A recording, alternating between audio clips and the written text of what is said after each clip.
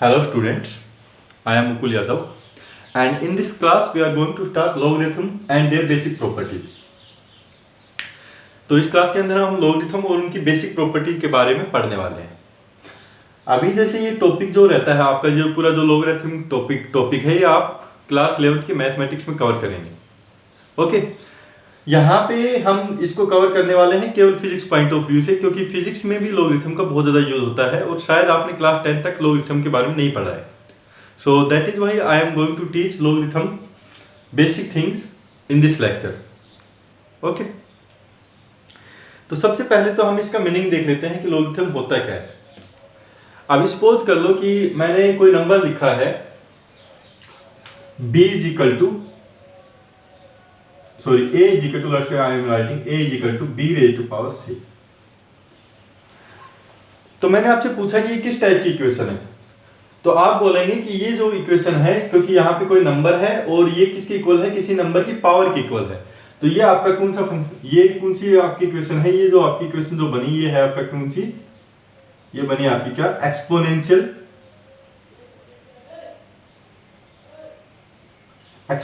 Equation बनी। ठीक है, अगर मैं किसी इक्वेशन को, किसी नंबर को किसी दूसरे नंबर की पावर के फॉर्म में लिखता हूं तो वो आपकी क्या बनती है, एक्सपोनेंशियल इक्वेशन बनती है। अभी इसी इक्वेशन को मैं एक डिफरेंट तरीके से भी लिख सकता हूं, लॉगरिथमिक वे से भी मैं इस इक्वेशन को लिख सकता हूं। वो क्या रहेगा कि log of a is equal to c। c क्या है, इसकी पावर। ठीक है, और जो ये b आ जाएगा ये क्या आ जाएगा, log के बेस में। ओके, तो एक चीज हमेशा याद रखिए कि कोई भी जैसे मैं log लिख रहा हूं तो उसमें दो चीज होती है, एक तो उसका होता है क्या, बेस, और एक की जो a होता है ये होता है क्या, इसका आर्ग्यूमेंट। ओके, तो यहाँ पे ये मेरी जो एक्सपोनेंशियल इक्वेशन थी that is a is equal to b raise to power c, अगर मेरे को इसको लॉगरिथमिक फॉर्म में कन्वर्ट करना है, लॉगरिथमिक फॉर्म में चेंज करना है, तो मैं कैसे लिखूंगा, log of a is equal to c, और जो log a का जो बेस होगा वो क्या होगा, b। ओके, कोई भी अगर मैं log लिख रहा हूं तो एक तो उसका क्या होता है, बेस, दूसरा क्या होता है उसका आर्गुमेंट। तो यहाँ पे a तो क्या है, इसका आर्गुमेंट, और जो ये b थी जिसकी रेज़ टू पावर c था, ये क्या आ जाएगा, इसके बेस में आ जाएगा। ओके, तो यहाँ पे आपकी क्लियरिटी के लिए लिख रहा हूं मैं, ये जो b है ये क्या है, आपका बेस है, a क्या है आपका बेस ऑफ लॉगरिथम है, बेस आप बोल सकते हैं, बेस ऑफ लॉगरिथम।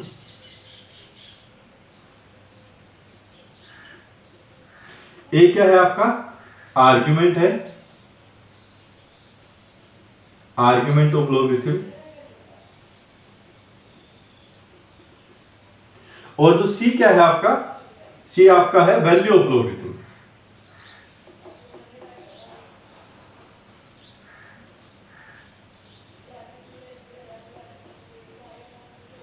ओके, तो ये आपकी जो इक्वेशन बनी है ये कौन सी इक्वेशन बनी है, स्टार्टिंग में एक्सपोनेंशियल इक्वेशन को आपने लॉगरिथमिक इक्वेशन में चेंज कर दिया है। ठीक है, तो ये आपकी जो इक्वेशन बनी है ये आपकी बनी कौन सी इक्वेशन, लॉगरिथमिक इक्वेशन। ओके, तो करना कुछ नहीं है, जैसे कि यहाँ पे मैंने आपको एग्जांपल की फॉर्म में क्या दिया कि कोई नंबर है a इज इक्वल टू, वो क्या है, b रेज़ टू पावर, कोई b नंबर है उसकी पावर c है, तो आपको पता है ये क्या होती है, हमारी एक्सपोनेंशियल इक्वेशन बोलते हैं इस तरह की इक्वेशन को। अगर कोई नंबर है वो किसी दूसरे नंबर की पावर की फॉर्म में लिखा हुआ है तो क्या कौन सी इक्वेशन होती है, वो आपकी होती है क्या, एक्सपोनेंशियल इक्वेशन होती है। ओके, तो इस इक्वेशन को अगर मेरे को लॉगरिथमिक फॉर्म में चेंज करना है तो मैंने क्या किया, log ऑफ a किया, और वो किसके इक्वल होता है, c। अब कोई भी log होता है उसका बेस होता है, तो जो ये b जो था, b raise to power c था, ये जो b आ जाएगा किस में आ जाएगा, ये इसके बेस में आ जाएगा। तो log of b raise to power, log of b is log of a having base b, ऐसे रीड करेंगे इसको, log of a having base b is equal to c। Okay, तो यहाँ पे मैंने बता दिया b तो क्या होता है, बेस होता है लॉगरिथम का, a क्या होता है, आर्गुमेंट होता है, और जो c क्या है वो वैल्यू है किसकी, लॉगरिथम की। ओके, अभी हम क्या देखने वाले हैं, जैसे कि अभी कुछ और एग्जांपल जैसे मैं आपको देता हूं। सपोज कर लो कि 25 है आपका, है ना, 25 को मैं कैसे लिख सकता हूं, 5 का स्क्वायर ले सकता हूं। तो 25 की क्या वैल्यू होगी? अगर मैं इसका log की फॉर्म लिखता हूं तो log 25 की वैल्यू होगी कितनी? 2 के इक्वल, ठीक है। और ये जो 5 है क्या आ जाएगा इसके बेस में, तो मैं क्या लिख सकता हूं? log of 5 log 25 having base 5 is equal to 2, ठीक है। अब एक और प्रॉब्लम जैसे मैं लिख रहा हूं, जैसे मैंने लिखा, सपोज कर लो कि 64 लिखा, सपोज कर लो, तो 64 को आप कैसे भी लिख सकते हैं? 8 का स्क्वायर भी लिख सकते हैं, 4 का क्यूब भी लिख सकते हैं, ओके, और 2 रेज़ टू पावर 6 भी लिख सकते हैं। तो सपोज कर लो मैं इसको लिख रहा हूँ 4 रेज़ टू पावर क्यूब, 4 का क्यूब लिख रहा हूँ, ओके। तो आपका क्या हो जाएगा? log, इसको मैं लिख सकता हूँ 64 को log 64 having base 4 is equal to 3, okay.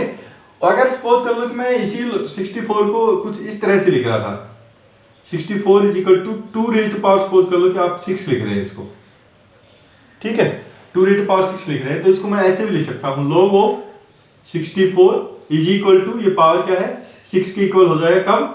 अगर इसका बेस कितना है? 2, ये जो बेस में आ जाएगा, ये जो 2 है ये इसके आ जाएगा किसमें? बेस में। तो log of 64 having base 2 is equal to 6, okay. ऐसे ही जैसे कि एक और एग्जांपल जैसे मैं यहाँ पे आपको दे देता हूँ, मतलब से कि मेरा है, जैसे 125 है, तो 125 किसके इक्वल होता है? ये होता है आपका 5 का क्यूब के इक्वल। तो इसको मैं कैसे लिख सकता हूँ? log of 125 is equal to 3, और 125 का बेस क्या होगा आपका? 5 होगा। तो log of 5 having argument, sorry, log 125 having base 5 is equal to 3,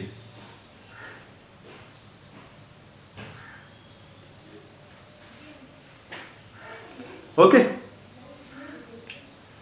So this is how we can find out the value of logarithmic.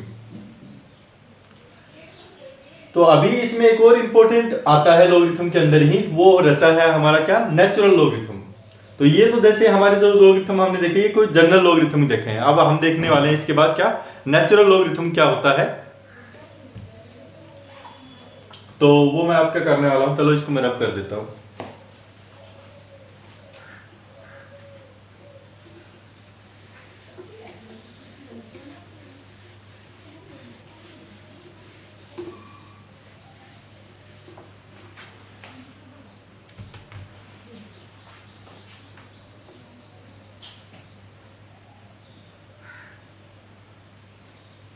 अभी एक बहुत इंपॉर्टेंट लोगरिथम में हमारा होता है, जिसको हम बोलते हैं क्या? Natural logarithm. नेचुरल लोगरिथम,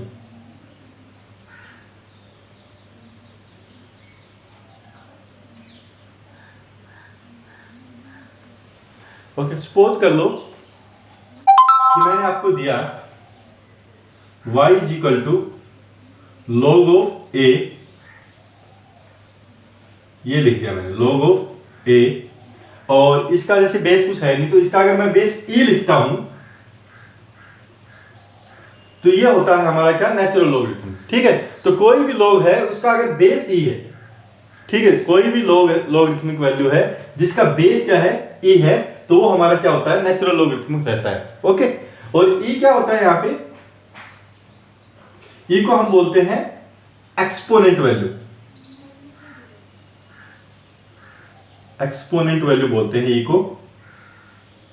और जो e की जो वैल्यू होती है वो हमेशा याद रखना एक कांस्टेंट वैल्यू होती है। e की जो वैल्यू होती है वो क्या होती है?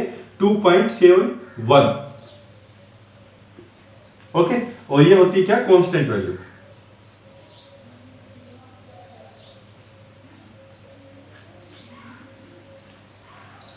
ओके। सो तो जैसे ही किसी भी log के बेस अगर आपका e आ गया तो वो क्या होता है? आपका नेचुरल लोगरिथम होता है, ओके।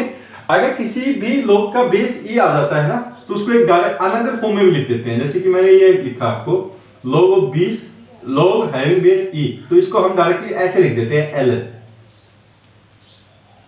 ओके। तो अगर ln मैंने लिखा हुआ तो इसका क्या मतलब है कि कोई भी log है जिसका बेस क्या है? e है। तो जैसे मैंने यहाँ पे y आपने लिखा था, y क्या लिखा था आपने? log of e into a है। तो अगर log ऑफ e की जगह मैं क्या लिख दूं, ln लिख दूं, तो ये क्या बन जाएगा आपका ln इंटू ए। तो ये भी सेम चीज है और ये भी सेम चीज डिनोट कर रहा है, ये दोनों ही क्या कर रहे हैं, सेम चीज डिनोट कर रहे हैं। यहां पे मैं क्या बोलूंगा कि अगर मैंने ln लिखा हुआ है तो इसका मतलब आप सीधा सा निकाल लीजिए कि कोई log है जिसका बेस क्या है, e है। अगर कोई भी log है जिसका बेस e है तो उसको हम डायरेक्टली क्या लिख देते हैं, ln लिख देते हैं। और यही क्या होता है हमारा, ln ही क्या होता है हमारा नेचुरल लॉगरिथम होता है। Okay, so I hope this is clear to you. और जो e होता है वो क्या होता है हमारा एक्सपोनेंट वैल्यू होती है, जिस जो कि कांस्टेंट वैल्यू होती है, जिसकी वैल्यू क्या होती है 2.71। ओके, तो जैसे कि सपोज कर दो कि मैं एक एग्जांपल आपको दे रहा हूं, y आपको y लिखा हुआ है, y is equal to e raise to power, suppose कर लो कि आपका लिखा हुआ है x लिखा हुआ है, e raise to power x। तो अगर मैं इसको लॉगरिथमिक, ये तो क्या हो गया आपका एक्सपोनेंशियल वैल्यू होगी, अगर मैं लॉगरिथम में इसको चेंज कर रहा हूं तो आप क्या बोलेंगे, log of y is equal to power x, और log के बेस में क्या आ जाएगा आपका e आ जाएगा। ठीक है, किसी के बेस में अगर e आ रहा, log के बेस में अगर e आ रहा तो मैं क्या लिख सकता हूं इसको, ये आपका हो जाएगा क्या ln y is equal to x।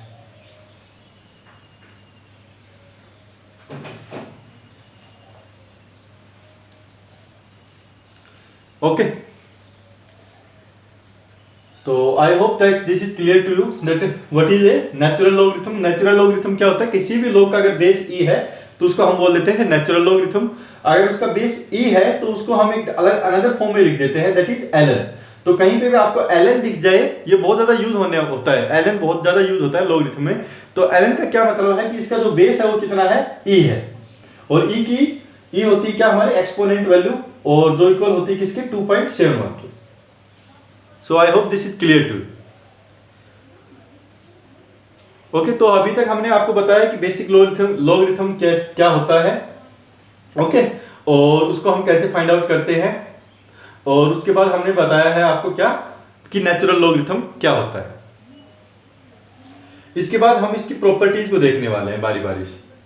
इसकी प्रॉपर्टीज बहुत ज्यादा इंपॉर्टेंट है लॉगरिथम की, तो वो अभी प्रॉपर्टी देखेंगे। बेसिकली इसकी 4 प्रॉपर्टीज होती है लॉगरिथम की, तो उन चारों प्रॉपर्टीज को हम बारी बारी से अब देखने वाले हैं।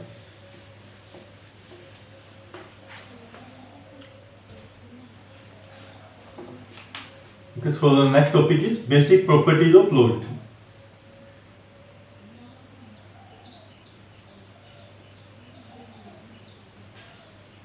Basic properties of logarithm.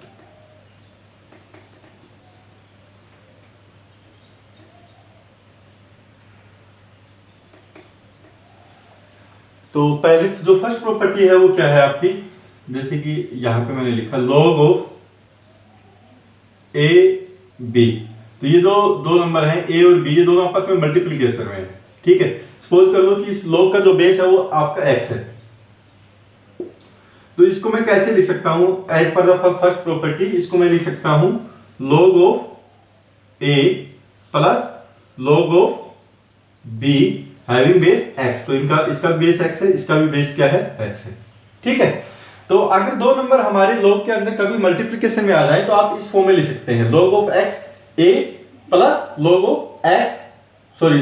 a having base x plus log of b having base x।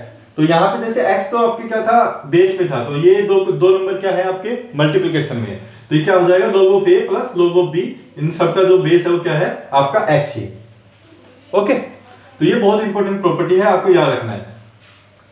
दूसरी जो प्रॉपर्टी है वो क्या होती है log of x a by B.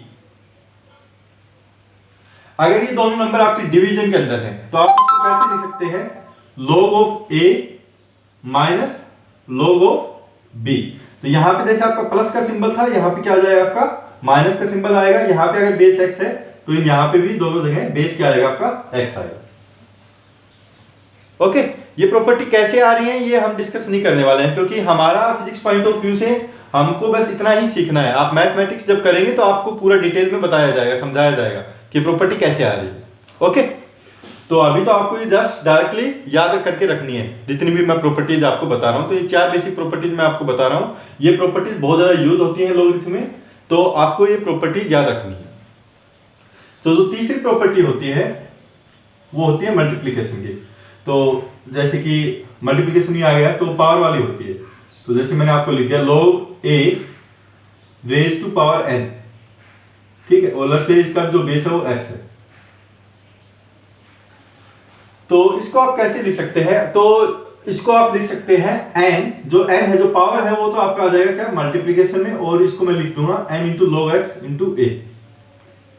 ठीक है, इसको आप फर्स्ट प्रॉपर्टी से भी ड्राइव करके देख सकते हैं। जैसे कि मैंने यहाँ पे लिखा था log x having a into b, अगर ये दोनों मल्टीप्लिकेशन में क्या आता आपका आ जाता है log a plus log b आ जाता था। ठीक है, तो यहां से जैसे a रेट पावर n है, तो मैं क्या करूंगा, a को n टाइम्स मल्टीप्लाई करके देख सकता हूं। जैसे मैं यहाँ पे समझा रहा हूं आपको शॉर्ट में, तो जैसे log x है तो आपको a को कितनी बार मल्टीप्लाई करना है, n टाइम्स मल्टीप्लाई करना है। तो इसका मतलब मैं कैसे लिख सकता हूं, अब इनको ये सारे मल्टीप्लिकेशन के अंदर है, तो इसको मैं लिख दूंगा log a plus log a plus log a, क्योंकि ये मल्टीप्लिकेशन में तो आप log a plus log b, अगर यहाँ पे c होता तो आप प्लस log c भी कर देते। तो ऐसे ही मैंने यहाँ पे किया है log a plus log a, और ये कितनी टाइम रिपीट होगा, क्योंकि ये a है n टाइम, तो ये n टाइम रिपीट होने वाला है। तो ये सारे क्या आ रही है आपकी, a की वैल्यू आ रही है log a, और ये n टाइम है, तो आप क्या कैसे लिख देंगे इनको, n times of log of a, और इन सब का बेस क्या है आपका x है, तो इसका बेस हो जाएगा क्या x। ओके, तो आप ऐसे इसको ड्राइव कर सकते हैं।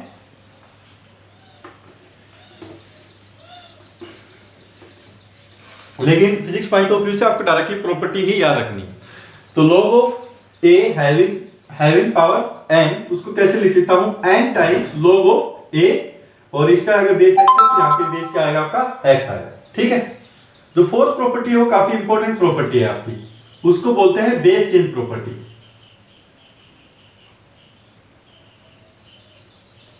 वो आपकी होती है क्या, बेस चेंज प्रॉपर्टी। अगर किसी भी लॉगरिथम का हमको बेस चेंज करना है तो हम कैसे चेंज कर सकते हैं, वो हम देखने वाले हैं। ठीक है, तो ये होती है हमारी फोर्थ प्रॉपर्टी, जिसको हम बोलते हैं बेस चेंज प्रॉपर्टी। तो जैसे कि सपोज कर लो मैंने कोई भी नंबर लिखा आपको, log of let's say a लिखा मैंने आपको, ठीक है, और सपोज कर लो कि इसका जो बेस है वो b है, log ऑफ a, और इसका बेस है b। तो आप इसको कैसे लिख सकते हैं, आप इसको लिख सकते हैं log of a divided by log of, जो बेस में है वो आ जाएगा डिवीजन में, तो log of a divided by log of b। तो यहाँ पे जो log का, देखिए यहाँ पे कोई भी log का बेस नहीं है, तो यहाँ पे आप कोई भी जो चाहे वो बेस लगा सकते हैं। ठीक है, दोनों का बेस सेम होगा। ओके, तो सपोज कर लो कि मेरे को लगाना है x लगाना है, या फिर कोई अलग बेस लगाना है, यहाँ पे लेट्स से मैं d लगाना चाहता हूँ, तो यहाँ पे भी आप d लगा देंगे, यहाँ पे क्या लगा देंगे, आपका d लगा देंगे। ओके, तो जो भी बेस आप चाहते हैं वही बेस यहाँ पे आप लगा सकते हैं। तो बेस चेंज प्रॉपर्टी क्या है, जैसे कि मैंने यहाँ पे लिखा log of a having base a, तो मैं इसको कैसे लिखता हूँ, log of a divided by log of b। तो आपको जो भी बेस चाहिए वो बेस आप इन दोनों के लगा सकते हैं। तो यहाँ पे जैसे d होगा तो ये d होगा, तो यहाँ पे आपने बेस चेंज कर दिया, b से क्या d चेंज हो गया। ओके, तो I hope this is clear to you. तो ये आपकी होगी कौन सी प्रॉपर्टी, फोर्थ प्रॉपर्टी हो गई। ओके, तो अभी जैसे फोर्थ प्रॉपर्टी का यूज करते हुए मैंने आपसे कुछ डायरेक्ट क्वेश्चन पूछे। यहाँ पे क्वेश्चन नंबर 1 पूछा कि आपको फाइंड आउट करना है ln a की वैल्यू, ln a से पहले ये कर लो आप, log a इंटू a। अगर log a है और इसका बेस भी है a है, तो इसकी क्या वैल्यू होगी। तो आप इस प्रॉपर्टी का यूज करते हुए क्या बोलेंगे कि ये आपको लिख सकते हैं क्या, इसको log a डिवाइडेड बाई, इसका बेस है log a। अगर ऊपर नीचे सेम क्वांटिटी आ गई आपकी, अगर ऊपर नीचे सेम क्वांटिटी आ गई तो आप कैंसिल कर सकते हैं, तो ये किसके इक्वल होता है, हमेशा 1 के इक्वल होता है। ठीक है, तो इसको आप नोट डाउन करके रखिए कि log a having base a is equal to log a by log a, तो ये हमेशा 1 के इक्वल होता है। ठीक है, तो कोई भी नंबर log आ जाए जिसकी बेस वैल्यू और आर्गुमेंट वैल्यू आपकी क्या होती है, बीच वाली ये वैल्यू आपकी आर्गुमेंट वैल्यू होती है, ये क्या होती है, बेस वैल्यू। अगर बेस वैल्यू और आर्गुमेंट वैल्यू किसी भी log में सेम है तो उसकी वैल्यू कितनी होगी आपकी, 1 के इक्वल होगी। तो जैसे कि मैंने आपको लिख दिया log 10, ठीक है, तो इसकी क्या वैल्यू होगी हमेशा, यहाँ पे log 10 है, इसका बेस भी क्या है 10, तो इसकी वैल्यू आप डायरेक्टली लिख सकते हैं 1 के इक्वल। ठीक है, अभी जैसे मैंने आपको सपोज कर लो, मैंने आपसे पूछ लिया ln e की क्या वैल्यू होगी, तो ln e को आपको पता है कि ln क्या होता है, नेचुरल लॉगरिथमिक होता है। नेचुरल लॉगरिथम में हमेशा बेस क्या होता है आपका, e होता है। तो इसको आप क्या लिख सकते हैं, log of e into e। अब यहाँ पे बेस क्या है, सेम है, तो इसकी वैल्यू क्या होगी, हमेशा 1। तो ये भी आप याद करके रखिए कि ln e क्या होता है, की वैल्यू क्या होती है हमारी, 1 की इक्वल होती है। सिमिलरली अगर log of a having base है, कोई भी log है जिसका बेस और आर्गुमेंट वैल्यू सेम है, तो वो क्या होता है, 1 की इक्वल होता है। Okay, so I hope that this natural this logarithmic chapter as well as this logarithmic topic as well as the basic property of logarithm is clear to you. If you have any doubt, then you can ask me.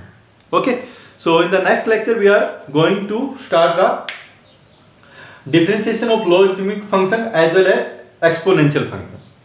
Thank you.